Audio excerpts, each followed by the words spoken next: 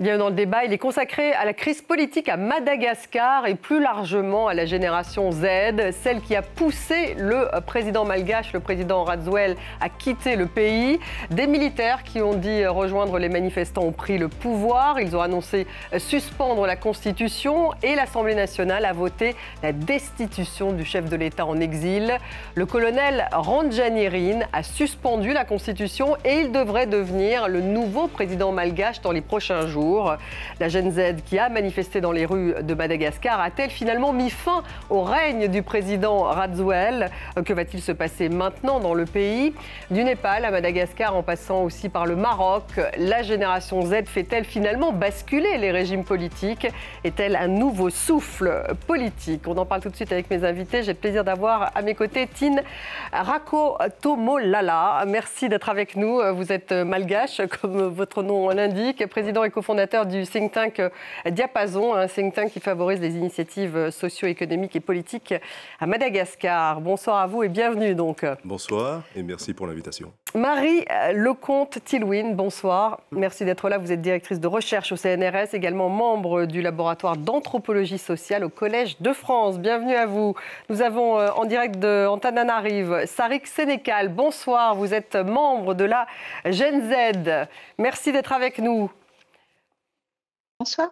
Et puis nous avons également notre correspondante qui nous fait le plaisir de participer à l'ensemble de ce débat, Gaëlle Borgia, notre correspondante donc à Madagascar. Bonsoir Gaëlle. Bonsoir à tous. Avant de démarrer cette discussion, on va revenir en images sur ces derniers jours à Madagascar, quand tout a basculé avec Rebecca Martin. La nouvelle a déclenché des scènes de liesse aux quatre coins du pays.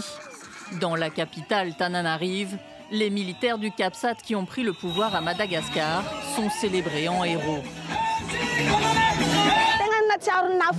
C'est comme si nous venions d'être libérés de prison. Nous savons très bien tout le mal qu'il a fait. Je suis vraiment soulagée quand Rajoelina ne soit plus au pouvoir. Je suis très heureuse, vraiment très heureuse. En tant que jeune ici qui vit à Madagascar, on est libre maintenant et nous avons eu la victoire en fait. Une victoire pour cette jeunesse qui manifeste depuis le 25 septembre, excédée par les coupures d'eau et d'électricité à répétition, mais aussi par la corruption, les inégalités et le manque d'opportunités professionnelles dans le pays.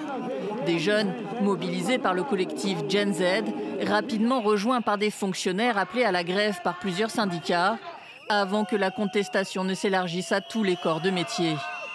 Le mouvement se revendique pacifiste, mais des affrontements avec la gendarmerie ont fait au moins 22 morts et des centaines de blessés, selon les Nations Unies. On a eu des amis blessés, des amis suffoqués, des amis qui sont maintenant à l'hôpital. Et quand on nous a tiré dessus, on est resté là pacifiquement avec nos pancartes parce que nous, on sait que la loi accepte qu'on manifeste pacifiquement. Refusant de tirer sur la population, l'unité du CAPSAT s'était ralliée au mouvement de contestation ce samedi, rapidement rejointe par la plupart des forces armées, dont la gendarmerie, provoquant la fuite du président Rajoelina. Madagascar est l'un des pays les plus pauvres de la planète. 80% des Malgaches vivent avec moins de 2,80 € par jour, le seuil de pauvreté fixé par la Banque mondiale. Gaëlle, je voudrais démarrer par vous pour bien cadrer ce débat. On a vu ces jeunes, cette foule en liesse. Est-ce qu'on peut dire aujourd'hui que c'est un coup d'État militaire, ce qui s'est passé ? Alors ça, c'est une question très difficile à laquelle je ne peux pas vraiment répondre parce qu'on est dans une situation qui est devenue un débat juridique. Si l'on en croit le président Rajoelina, évidemment, c'est un coup d'État. Il l'a dit dans les derniers communiqués. Il dénonce une tentative de prise de pouvoir par la force. Il dénonce aussi la décision de la Haute Cour constitutionnelle de lui retirer le pouvoir et de le remettre aux mains du colonel Michael Randrianirina. En revanche, si on va dans la rue, eh bien, les gens disent non, ce n'est pas un coup d'État. C'est un mouvement populaire général qui a été soutenu par l'armée malgache. Donc c'est à ce niveau, je pense, que va se jouer la crise à venir. Sarik Sénécal, vous qui faites partie de cette génération Gen Z, vous appelez pas cela un coup d'État militaire, ce qui vient de se passer dans votre pays ? Non, nous n'appelons pas ça un coup d'État militaire, nous appelons ça une révolte populaire, pour le coup. Une révolte populaire qui a mis au pouvoir un militaire. Racontez-nous. Alors, en fait, tout a été porté par les jeunes. Néanmoins, nous avons été rejoints, donc face aux violences, nous avons été rejoints par le CAPSAT. Aujourd'hui, le CAPSAT négocie avec nous, s'entretient avec tous les partis civils afin de pouvoir leur laisser une place considérable dans le gouvernement de transition qui va bientôt se mettre en place. La notion de coup d'État est compréhensible, néanmoins, selon nous, selon la Gen Z, ce n'est pas le bon terme, car la prise de pouvoir des militaires suit ce qu'on appelle un vide institutionnel. C'est-à-dire, si vous regardez la décision numéro 10 du HCC, il y avait un appel à remplir ce vide que Radziwiłł a laissé en partant.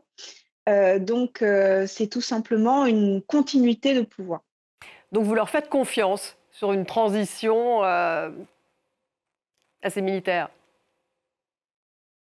Par confiance, on peut faire confiance, mais tout en restant prudent. Oui, on est vraiment dans une logique de prudence, pas tant par rapport aux militaires, mais par rapport au climat actuel. C'est-à-dire que là, nous avons les postes qui sont plus ou moins vacants. Il n'y a pas que les Gen Z et les militaires. Dans cette histoire, il y a également les politiciens. Et donc, vous en méfiez, vous, des politiciens, quand je vois votre visage là? Se méfier des politiciens, non, parce que nous négocions également avec eux, mais rester prudent. Parce que se méfier et rester prudent, selon nous, c'est deux choses différentes. C'est-à-dire se méfier, on est sur une posture défensive, alors que rester prudent, c'est toujours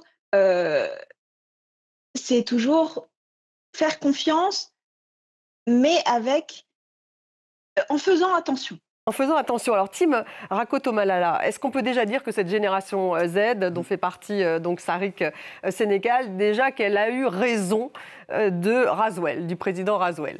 C'est déjà une première victoire. C'est déjà une première victoire, mais je rappelle juste le contexte et la première revendication, c'était la loi fondamentale. Deux lois fondamentales, c'est avoir de l'énergie et de l'eau, basique. Qui s'est transformée par la suite par une demande de destitution. Sauf que la génération Z ne s'attendait pas à faire de la politique aussitôt. Et donc, à ce moment-là, la revendication a changé complètement la donne. Et ils ont réussi, en atteignant l'objectif, d'une certaine manière, à enlever Radziwiłł. Mais par contre... Donc là, il y avait du dégagisme, en fait. Il y a du dégagisme. Par contre, l'objectif premier qu'ils avaient, c'était changer le système et non pas changer seulement les têtes. Et ça, pour l'instant, il n'est pas atteint, cet objectif. Eh bien, c'est pour ça qu'on va en parler. C'est pour ça qu'on va en parler et que, voilà, et que tout reste à faire, finalement. Ça n'est que le début. Marie Lecomte-Silouine, finalement, cette génération Z, est-ce qu'elle arrive, enfin là, on le voit tout de même, à bouleverser les systèmes politiques? Et est-ce que, finalement, ce qu'elle a en commun, que ça soit au Népal, c'est un peu là-bas que ça a commencé, au Maroc, maintenant on le voit à Madagascar, ces outils numériques, cette plateforme Discord, est-ce que c'est ça, finalement, qui leur point commun? Oui, je pense que c'est un de leurs points communs, mais il faut quand même toujours garder à l'esprit que chaque contexte culturel, politique, économique a ses particularités. Alors, évidemment, l'intérêt du mouvement Gen Z au Népal, c'est qu'il a été très, très radical. Donc, en fait, il sert un peu de modèle aux autres mouvements, puisque là, le dégagisme n'a pas uniquement ciblé la tête du gouvernement, c'est-à-dire le Premier ministre, donc, qui a tout de suite présenté sa démission, mais également les chefs des trois principaux partis politiques, c'est-à-dire qu'ils ont fait une sorte de table rase politique en moins de 24 heures. Et aujourd'hui, ils veulent participer aux élections qui vont avoir lieu, cette génération Z au Népal. Parce que, avec aussi leur participation, un gouvernement intérimaire a été mis en place. Et précisément, c'est assez intéressant de voir qu'ils ont fait cette demande express, qu'il y ait des ministres représentant leur génération, issus de leur génération, qu'ils ont eux-mêmes désignés grâce à Discord, sur lequel ils sont quand même 70 000 inscrits, avec toute une organisation collective très bien pensée, avec un comité de 50 personnes qui le supervisent, et puis des comités thématiques, des comités régionaux. Il y a vraiment, justement, c'est des gens, ils ont fait tomber un gouvernement qui n'avait absolument pas prévu, mais ils ont su s'organiser très rapidement. Pour justement porter des candidats à ces prochaines législatives via ça va être dans un deuxième temps. Actuellement, pour constituer ce gouvernement intérimaire et s'inscrire en masse sur les listes électorales, ce qui est la phase actuelle jusqu'au 16 novembre.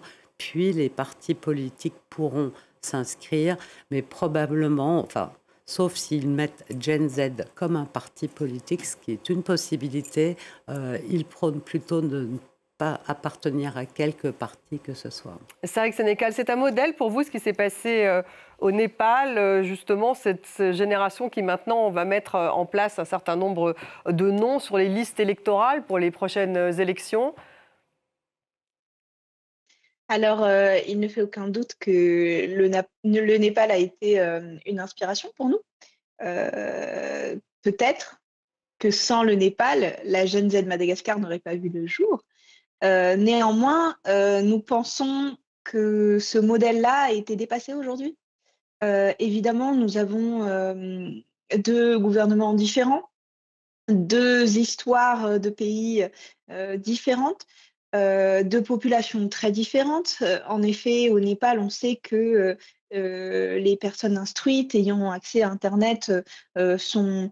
Si on compare le pourcentage, on est sur un pourcentage plus élevé au Népal qu'à Madagascar. Nous sommes conscients ici que la Gen Z, il y a plein de personnes de notre génération, de notre âge, qui n'ont pas accès à Internet, que l'on n'arrive pas à toucher à travers Internet. Donc maintenant, ce modèle-là, il a été dépassé, c'est-à-dire que pas dépassé dans un sens où on fait mieux les choses, mais dépassé dans le sens où on a atteint la limite du fait d'être inspiré par le Népal. Là, aujourd'hui, les choses se passent différemment.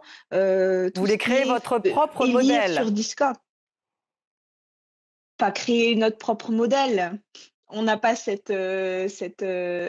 plutôt que ce modèle on a atteint la limite du modèle. On ne peut plus s'inspirer du Népal parce que nous sommes dans une situation différente où les personnes ayant accès à Internet, les personnes ayant accès à l'éducation sont une minorité. Donc, on ne peut pas faire de vote sur Discord. On ne peut pas faire ce genre de choses, en fait. Les choses s'organisent différemment du Népal. Disons qu'on a dévié, ça y est, c'est la limite du modèle. C'est la limite du modèle. Gaëlle Borgia, vous qui êtes à Madagascar pour correspondant de France 24 depuis des années, est-ce que vous voyez une vraie différence entre ce qui s'est passé là depuis ces 15 jours de manifestation de cette Gen Z avec, par exemple, le coup d'État qui finalement avait mis Radziwiłł au pouvoir? C'était en 2009, me semble-t-il. Il y avait des manifestations aussi à l'époque. En effet, ça n'a absolument rien à voir. Ce qu'on a vu avec le mouvement Gen Z, c'est totalement inédit. En tout cas, de par mon expérience. J'ai toujours vu des mouvements politisés. Si je prends l'exemple de 2018, lorsqu'il y a eu une contestation du processus électoral, notamment de la loi électorale, les leaders de cette contestation étaient des opposants à l'ancien président Radziwiłł Armampian. Et il y avait une mobilisation qui était faite par des intermédiaires, souvent qui payaient les manifestants. Donc ça, c'est un système qui est connu à Madagascar. C'est-à-dire que si on veut monter un mouvement contestataire, organiser une manifestation de rue, on paye les gens. On va dans les quartiers populaires, on les paye 1 euro, 2 euros la journée, et les gens viennent. C'est ça, en fait, la réalité à Madagascar. Et pour la première fois, on a eu un mouvement où les gens n'étaient pas payés. Ils venaient spontanément, ils venaient avec une colère qui était sincère, un désespoir qui était réel. Et vraiment, la Gen Z a cristallisé une colère générale. Et il a fallu qu'il y ait une étincelle pour que tout le monde, finalement, suive et finisse par extérioriser une colère qui était là depuis des années, mais qui ne pouvait pas s'exprimer du fait de la répression et de cet autoritarisme qui était en place.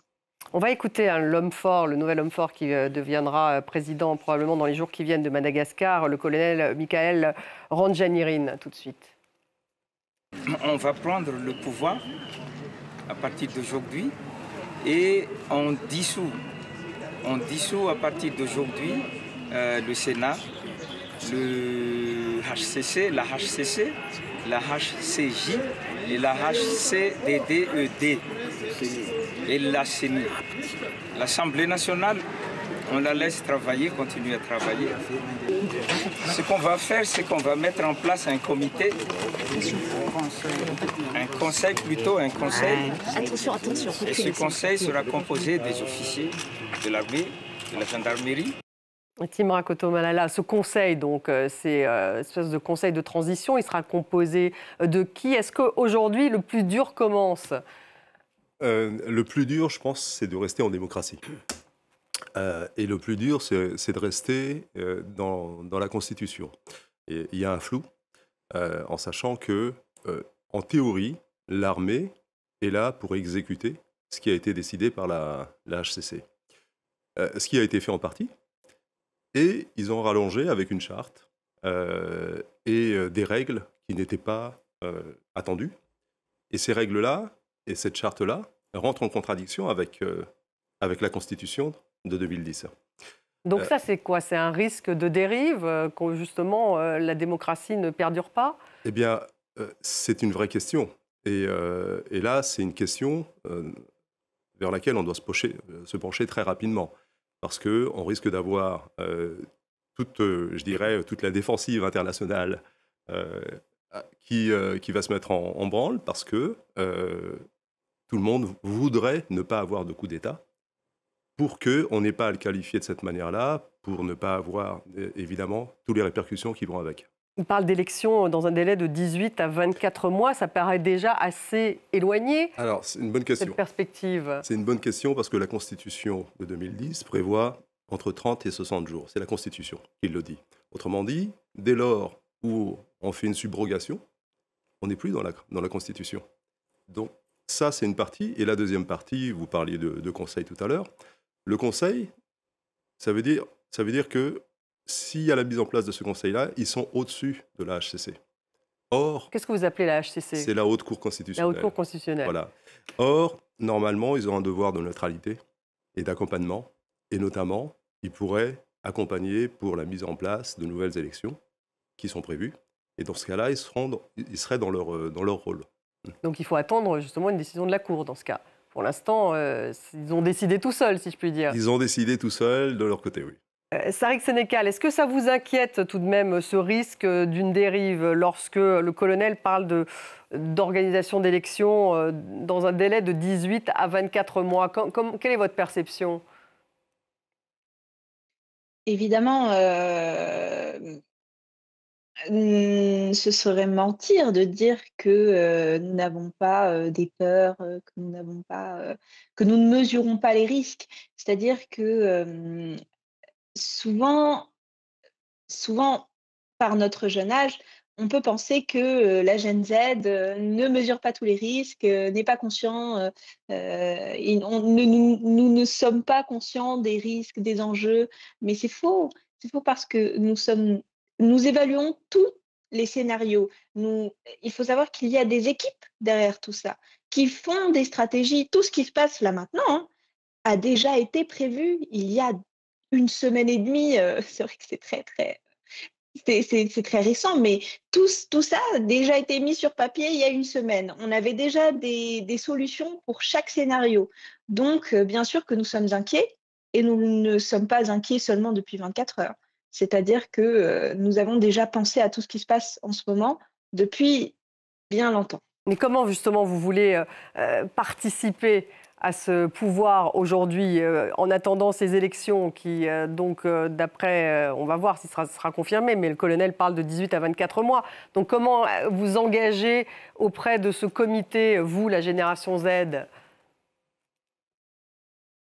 Alors, tout d'abord, il y a des choses que je ne peux pas encore dire, que ce soit parce que ça n'a pas encore été acté, mais également parce que c'est confidentiel. Mais en tout cas, une chose est sûre, et c'est ce qu'il faut retenir, nous voulons avoir une voix. Pas une voix dans un sens, alors si peut-être, mais pas une voix dans le sens d'être entendu. Et pour ça, il faut des garanties, c'est-à-dire il va falloir qu'ils vous écoutent. Oui, bien sûr. C'est intéressant, Marie-Lecomte-Thilouine, parce qu'ils ont une stratégie. C'était le cas au Népal, au Maroc aussi. On voit qu'ils sont toujours, qu'ils continuent, qu'ils ont aussi une stratégie assez claire. Là, on le voit aussi avec Sariq Sénécal, c'est pensé en fait, tout ça, cette génération Z, tout en étant très horizontale. Je pense qu'au Népal, c'était pas aussi pensé en amont que ça a l'air d'être le cas à Madagascar, puisque la manifestation qui a mis le feu aux poudres, en fait, n'était pas à proprement parler une manifestation de Gen Z, hein, c'était plutôt une manifestation contre l'interruption d'un certain nombre de réseaux sociaux. Donc c'était voilà, une motivation très concrète et bien sûr... Il a mis le feu aux poudres en fait, voilà, censuré. Exactement, c'est-à-dire le fait que les forces de l'ordre aient tiré à balles réelles sur de très jeunes écoliers en costume d'écolier a déclenché ce mouvement de colère gigantesque le lendemain où tous les bâtiments du gouvernement et les résidences privées des hommes politiques ont été saccagés, mis à feu, avec une efficacité redoutable, avec simplement des cocktails Molotov, avec aussi, bien sûr, des forces de l'ordre qui ne sont pas du tout intervenues, puisque le Premier ministre a donné sa démission très rapidement, étant donné qu'il y avait eu vraiment un massacre. Il y a eu plus de 30 jeunes qui ont perdu la vie et plusieurs centaines blessés.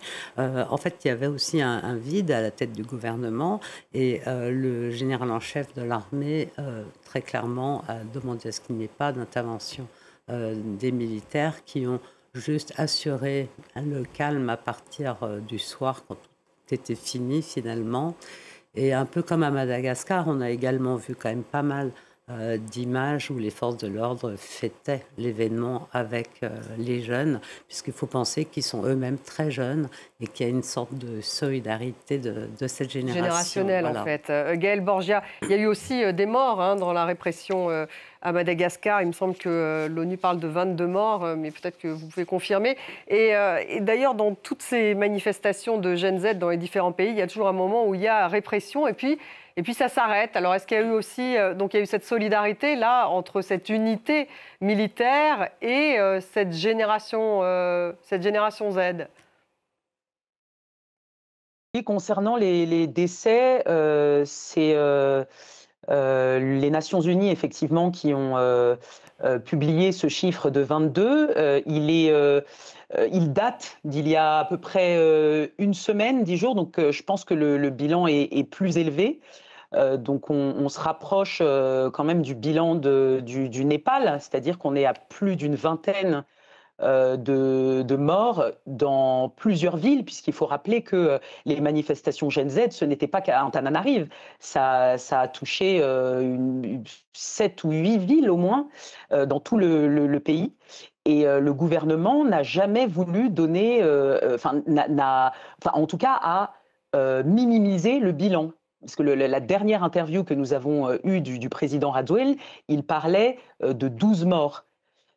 Alors qu'à mon niveau, moi personnellement, en parlant avec du personnel dans les hôpitaux publics, en parlant avec différentes sources, j'ai obtenu au bout d'une semaine de manifestation une douzaine de morts.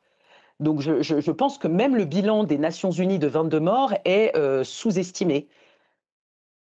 Et donc ensuite, il y a eu cette solidarité de cette unité militaire avec les manifestants. Et là, il n'y a plus de tirs.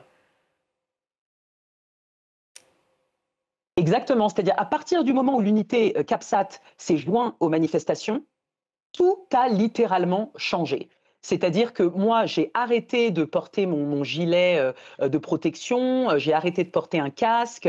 Il faut savoir que quand on couvre les manifestations depuis le 25 septembre, on a des lunettes pour se protéger des grenades lacrymogènes, un casque de moto, un gilet. On est obligé d'être suréquipé parce qu'on est vraiment exposé.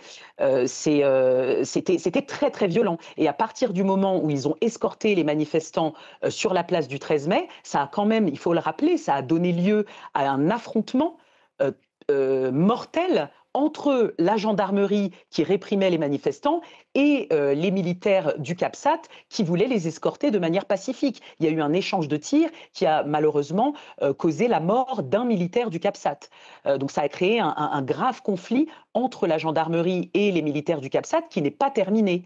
Et effectivement, depuis le samedi 11 octobre, c'est une toute autre atmosphère, c'est-à-dire que c'est la fête, on chante, il y a une tribune, il y a des artistes qui se succèdent, tout le monde peut s'exprimer, tout le monde peut exprimer ses revendications sans limite. Et il y a une forme et aujourd'hui, il y a une forme de libération et de catharsis en fait qui s'est mise en place. Et c'est assez étonnant de voir à quel point les manifestants sont en colère, mais pacifiques. Pacifique, c'est-à-dire qu'il n'y a aucune trace de violence depuis le 11 octobre. Et ça, on le retrouve dans l'ensemble de ces manifestations de cette génération Z, et c'est peut-être ça qui la distingue peut-être d'autres mouvements, parce qu'à Madagascar, au Maroc aussi, ils disent qu'ils veulent faire des sit-ins pacifiques. On parle de pacifisme tout le temps. Alors, vous avez pointé du doigt, en fait, le fait qu'il y a un schéma récurrent à travers la Gen Z de différents pays. Donc, les analyses de diapason ont regardé, en fait, les éléments communs, étape par étape, et ça commence toujours par la même chose, des éléments vitaux. Ensuite, une répression. D'abord, on revendique de l'accès à l'eau, l'accès à l'électricité, c'est ce qu'ils veulent à Madagascar. Et la corruption. Et la lutte contre la corruption. Voilà. C'est les trois grandes revendications. Voilà, juste une petite parenthèse là-dessus, très rapidement, mais on parle souvent finalement que du symptôme ou du symptomatique, l'eau, l'électricité, mais la base même de ça, la cause, c'est la corruption. Et on n'en parle pas beaucoup. Donc je continue sur le schéma récurrent, donc il y a ça, et puis on arrive au moment où les militaires entrent en jeu, dans n'importe quel pays, et à ce moment-là, il y a une bifurcation qui se fait. Il y a 3 scénarios. Et ces scénarios se mettent en place en fonction, justement, de chaque pays. Lesquels scénarios, en 2 mots? Allez, en 2 mots. Premier scénario, il y a une récupération par les élites. Ensuite, deuxième, il y a une pseudo-rupture. C'est une rupture partielle, où on va concéder certaines choses, mais finalement, on garde le système. Et le troisième, c'est une rupture systémique. Et la rupture systémique suppose une refondation, une restructuration. Sarik Sénécal, quel est le scénario que vous souhaiteriez, vous? Une vraie rupture? Ce que nous aimerions, nous voulons une rupture avec le népotisme qu'il y avait à Madagascar avant. Et qu'il y a, je l'espère, plus désormais. L'une de nos grandes critiques, en plus de la corruption, c'est le cercle fermé qui détient le pouvoir et qui ne le partage pas. C'est-à-dire que ce sont toujours plus ou moins les mêmes personnes qui entretiennent des relations, qui détiennent le pouvoir et qui se le partagent. Désormais, nous voulons quelque chose qui soit populaire, une révolution populaire. Donc vous voulez un renouvellement de toutes ces élites? Un renouvellement, qu'entendez-vous par renouvellement? C'est-à-dire un dégagisme justement de tous ceux qui étaient là. Il faut bien un personnel politique nouveau. Pas un dégagisme, plutôt un tri. Donc il y en a encore qui trouvent grâce à vos yeux dans le personnel politique. Eh bien, le problème, c'est qu'on n'a pas encore réellement... c'est-à-dire que là, les questions que vous posez sont totalement sensées et c'est très intéressant de les poser. Nous disons en ce moment, au sein de la Gen Z, que nous entrons dans la deuxième saison. C'est-à-dire que là, maintenant, on va devoir réfléchir un peu plus politique que pendant la première saison. Donc, toutes les questions que vous posez sont légitimes, mais en l'état actuel des choses, il n'y a pas encore de vraie réponse. Il n'y a pas encore de vraie réponse. Gaëlle, quelle est votre analyse, vous, justement, de première saison, deuxième saison? C'est vrai que c'est une série, finalement, que nous décrit Sarik Sénécal. Comment vous voyez la suite? C'est vrai que c'est un peu complexe parce que la Gen Z, comme le dit Sarik, n'était pas politisée au départ, ou en tout cas n'avait pas d'ambition politique. C'était vraiment une revendication, une colère sociale.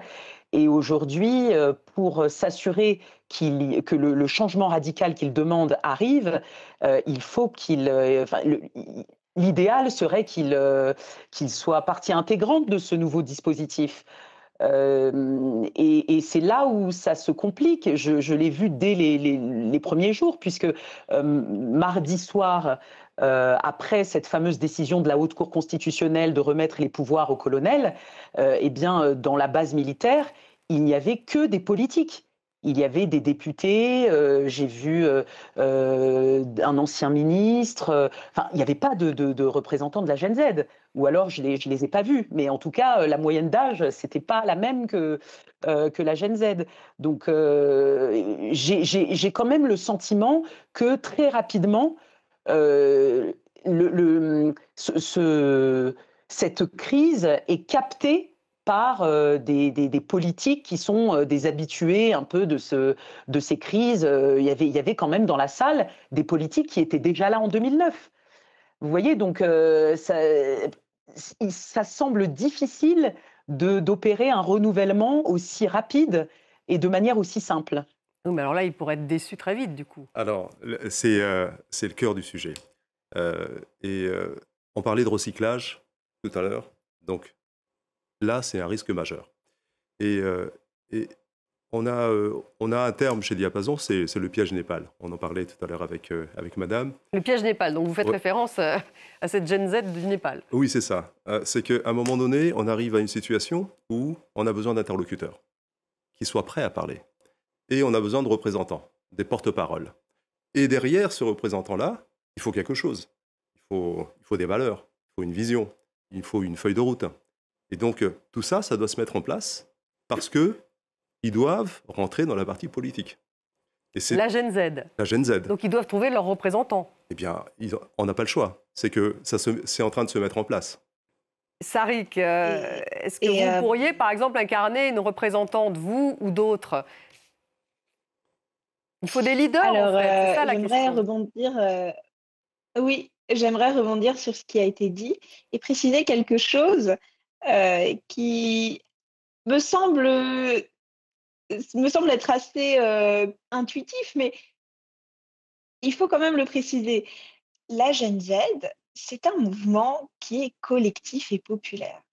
Cela signifie que parmi nous, tout le monde n'est pas en études de politique, tout le monde n'est pas expert de politique et surtout, la majorité est très jeune, donc n'a pas d'expérience et peut parfois être dépassée par ce qui se passe. Rien qu'un exemple personnel, je suis une étudiante de lettres, je n'ai pas fait d'études de politique, donc tout ça, c'est très nouveau pour moi. Mais est-ce que moi, je pourrais être représentante? Pas sûr. Est-ce que quelqu'un dans le mouvement peut être représentant? Pour l'instant, on est encore frileux à se positionner sur la politique.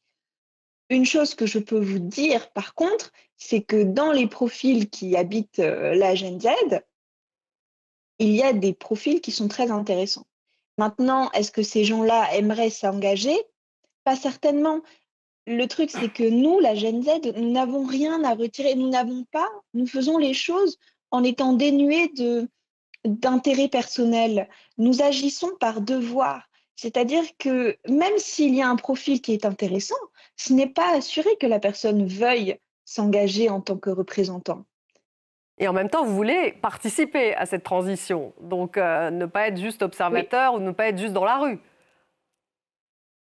Bah oui, on veut s'engager et on sait qu'on va devoir s'engager. Maintenant, qui va s'engager? Qui va y aller? On ne on ne réclame pas de poste, politique pour l'instant. Nous ne réclamons pas, de remplacer, la scène. En fait, pour l'instant, nous ne sommes vraiment pas un mouvement politique. Nous sommes Oui. un mouvement, citoyen et populaire.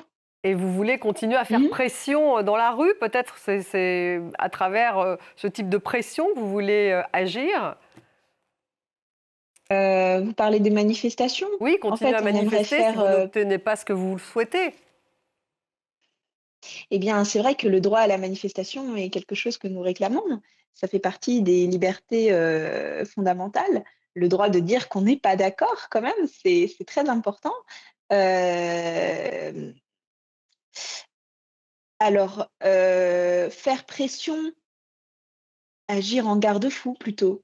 Oui. C'est-à-dire, pouvoir avoir, j'en parlais tout à l'heure, cette voix et cette capacité à dire: «Non, stop, ça ne nous plaît pas. Ce qui se passe en ce moment n'est pas en accord avec ce pourquoi nous sommes allés mettre notre vie en danger». Mmh.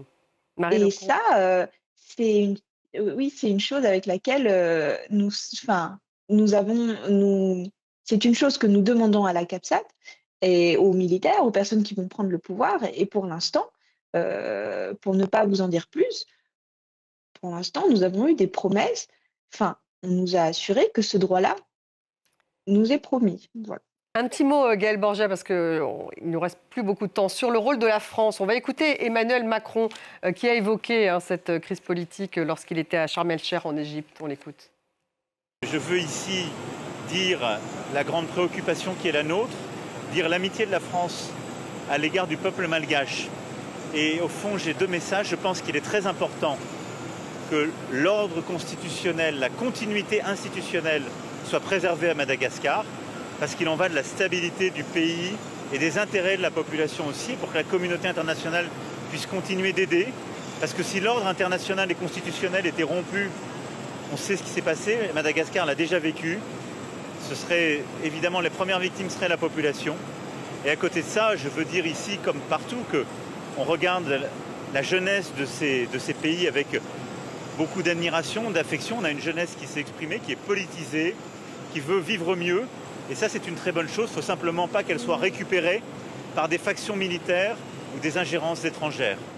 Gaël, donc il parle d'ingérence étrangère possible. Le président Macron, c'était avant qu'il y ait cette prise de pouvoir par le colonel. Est-ce que la France va jouer un rôle finalement ? En tout cas, elle dément. Elle dément avoir la volonté de jouer un rôle dans la crise malgache. Mais malheureusement, la trajectoire du président lorsqu'il a quitté le pays a été documentée, photographiée. Il y a eu des vidéos prises par des citoyens. Et il y a une page Facebook qui s'appelle Madagascar Aviation, qui a fait un grand travail de lanceur d'alerte. Et ils ont réussi à quasiment prouver que la France a bien exfiltré Andradjoel grâce à un avion militaire qui est parti de la Réunion pour récupérer le président Radjoel dimanche dernier sur l'île Sainte-Marie. Et c'est d'ailleurs nos confrères de RFI qui ont fini par confirmer cette information. Il semblerait qu'il y ait eu un accord entre le président Macron et Andradjoel pour qu'il puisse être exfiltré. Et il y a eu d'ailleurs la publication le dimanche, le jour du départ du président Radjoel, il y a la publication d'un décret qui octroie une peine, une remise de peine totale, exceptionnelle, à 8 prisonniers, dont 2 Français, un ancien gendarme, un ancien militaire qui avait été condamné en 2021 pour atteinte à la sûreté de l'État, pour tentative de coup d'État, atteinte à la vie du président. Et un des 2 Français était toujours dans les geôles malgaches. Et donc, cette coïncidence, cette publication du décret le jour du départ d'Andradjoel laisse à croire qu'il y a bien eu exfiltration par la France et qu'un accord était en jeu dans cette affaire. Est-ce que la France va continuer à avoir un rôle, à jouer un rôle, justement, dans le cadre de cette crise politique, de cette transition, de cette génération Z? Le rôle de la France, il est intrinsèquement lié à l'histoire de Madagascar. On ne peut pas couper la relation juste parce qu'on a envie de la couper. Il y a tellement de répercussions dessus. Je voudrais juste revenir sur une des revendications majeures de la Gen Z, c'est la corruption. Et la Gen Z, la meilleure relation avec l'ingérence française. Qu'est-ce que vous voulez dire? Ça veut dire que ils pensent, par exemple... Il y a un sentiment anti-français? Il y a un sentiment, pas forcément anti-français, mais sur l'ingérence des différents pays, notamment la France, dans les contrats miniers, dans différents contrats où, quelque part, ils se disent comment ça se fait qu'on ne bénéficie pas des répercussions sur le PIB de ce qui a été généré à partir des ressources de Madagascar. Donc ça fait partie de cette meilleure distribution des ressources en fait, auxquelles ils aspirent. Absolument, oui. Vous êtes d'accord, Sariq Sénécal? Comment voyez-vous la France, vous, génération Z? Alors, j'avoue que je n'ai jamais entendu parler d'ingérence, d'accuser la corruption. En fait, je ne suis pas vraiment en accord avec ce que dit mon co-invité. Oui, certes, nous demandons à la France de ne pas prendre parti de ne pas prendre parti en faveur du gouvernement actuel.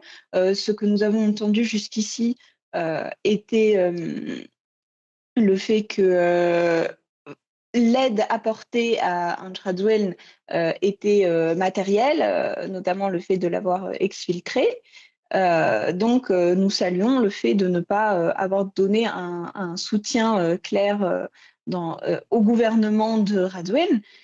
Par contre, notre position sur la France n'est pas...